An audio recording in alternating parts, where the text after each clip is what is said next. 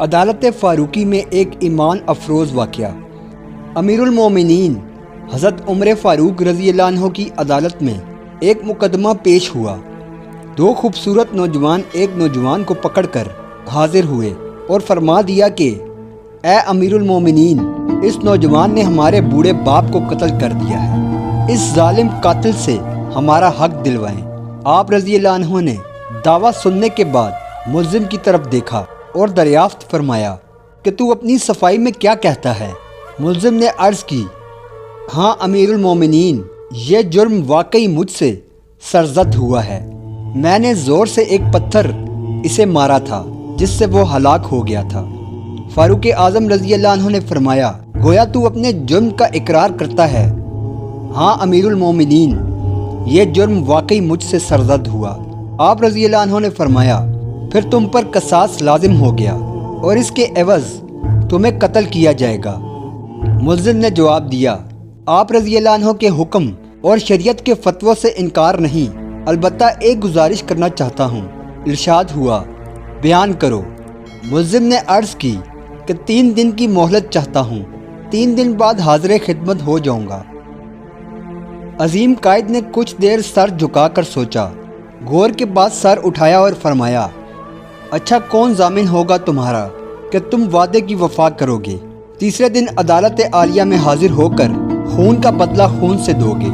عمر فاروق رضی اللہ عنہ کے اس ارشاد پر اس نوجوان نے پر امید نظروں سے حاضرین مجلس کے جائزے کے بعد حضرت ابو ذر غفاری رضی اللہ عنہ کے پرنور چہرے پر نگاہ گاڑتے ہوئے اشارہ کر کے کہا، یہ میری ضمانت دیں گے۔ خلیفہ رسول صلی اللہ علیہ وآلہ وسلم نے ان سے دریافت فرمایا تو انہوں نے کہا، بے شک میں ضمانت دیتا ہوں کہ نوجوان 3 دن کے بعد عدالت میں حاضر ہو جائے گا۔ اس ضمانت کے بعد ملزم کو چھوڑ دیا گیا۔ 2 دن گزر گئے اور تیسرا دن آ گیا۔ جلیل القدر صحابہ مشران خلافت دربار میں جمع ہوئے۔ دونوں مدعی بھی آ گئے، حضرت ابو ذر غفاری رضی اللہ عنہ بھی آ گئے اور ملزم کا بے قراری سے انتظار ہونے لگا۔ جو وقت گزرتا جا رہا تھا، صحابہ اکرام کا اضطراب بڑھتا جا رہا تھا، کیونکہ ملزم ابھی تک نہیں پہنچ سکا اور وقت قریب آ رہا تھا، اور صحابہ کو ابو ذر غفاری رضی اللہ عنہ کی نسبت پریشانی ہونے لگی۔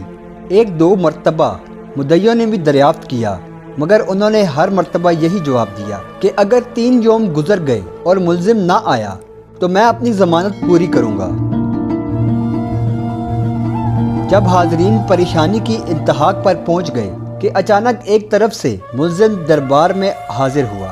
اس کا جسم پسینے سے بھرا ہوا تھا، چہرے پر گرد جمی ہوئی تھی، مسلسل بھاگنے سے اس کی سانس پھول گئی تھی۔ اس نے آتے ہی سلام عرض کیا اور عرض کیا کہ اللہ کا جو حکم ہے بجا لایا جائے۔ آپ رضی اللہ عنہ کے دریافت کرنے پر ملزم نے بتایا کہ میں ایک امانت والے کے سپرد کرنے گیا تھا۔ واقعہ یہ ہے کہ میرا ایک چھوٹا بھائی ہے، والد فوت ہو گیا۔ موت سے پہلے اس نے میرے پاس میرے چھوٹے بھائی کے لیے کچھ سونا رکھا تھا اور وصیت کی تھی کہ جب وہ جوان ہو جائے تو اس کے سپرد کر دینا۔ میں وہ سونا ایک جگہ رکھ آیا تھا جس کا مجھے ہی علم تھا، اس لیے میں وہ سونا اس کے سپرد کرنے گیا تھا۔ الحمدللہ میں نے امانت اس کے سپرد کر دی جس کی وہ تھی۔ امیر المومنین عمر فاروق رضی اللہ عنہ نے ابو ذر غفاری رضی اللہ عنہ سے پوچھا کہ آپ نے اس کی ضمانت کیوں دی تھی؟ کیا یہ آپ کا واقف تھا؟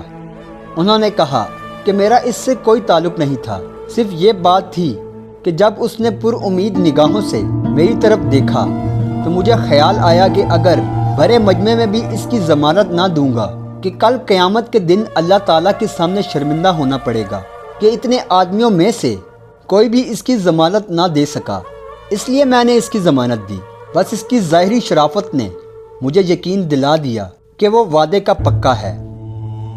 یہ سن کر حاضرین محفل اشک آلود ہو گئے اور مدعیوں نے التجا کی، اے امیر المومنین، ہم نے اپنے باپ کا خون معاف کر دیا۔ دعا ہے کہ ہمیں بھی آج کے دور میں حضور نبی کریم صلی اللہ علیہ وآلہ وسلم کی تعلیمات اور ان کے غلاموں جیسی غلامی نصیب فرمائے۔ وآخر دعوانا والحمد للہ رب العالمین۔